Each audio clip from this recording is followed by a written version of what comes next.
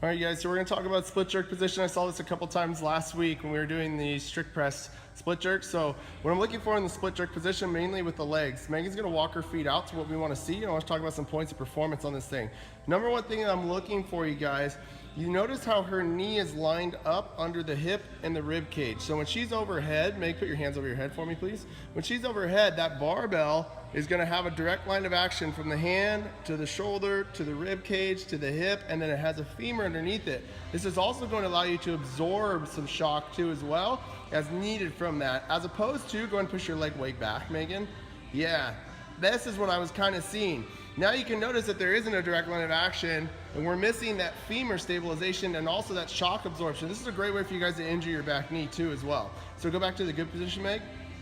So this is what I want to see when you guys are going from that strict press, okay, and then into your guys' split jerks. Now the other thing I'm looking for too as well is if I look at the front, I want to see that she's shoulder width apart with those feet, okay? So her front foot is shoulder width apart and her back knee is shoulder width apart, and then that back toe is also slightly turned in. When you guys are returning, make sure you return front foot back foot up to the center, and then return the bar to the shoulders if needed, before or after, up to you. Cool? So just a couple things to think about, you guys.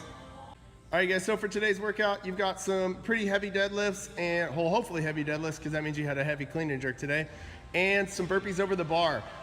One thing I want to talk about is your guys' burpee. So when we combine the deadlift with the burpee, people usually tend to have a, they say after class, hey, my lower back really hurts really bad. And a lot of times it's not necessarily from the deadlift, but it's from the actual burpee. So the reason why that's happening is you guys are doing burpees like this. Meg, do a bad one. Okay, as opposed to doing a good burpee like this. Okay, so the big difference between the two is Meg's gonna be on the bottom. Let's look at the bad one, you guys. She goes to press up, and she's really overextended at the lower lumbar region, okay, which is one of the main stabilizers while you guys are doing your deadlifts. So if we're constantly going into overextension throughout this workout, which is going to be a ton of reps, that's where the lower back is gonna start to get fatigued when you start to do your deadlifts, and that's why you're gonna start to feel your lower back during your deadlifts. So what we want to see her do is keep a neutral spine. She's going to jump her feet underneath her into a squat position. Notice how her back is still flat, and then she's going to hop over the bar, okay? So that's going to be one of the big things I want you guys to focus on today when you guys are doing those burpees, to keep your back nice and tight and pain-free.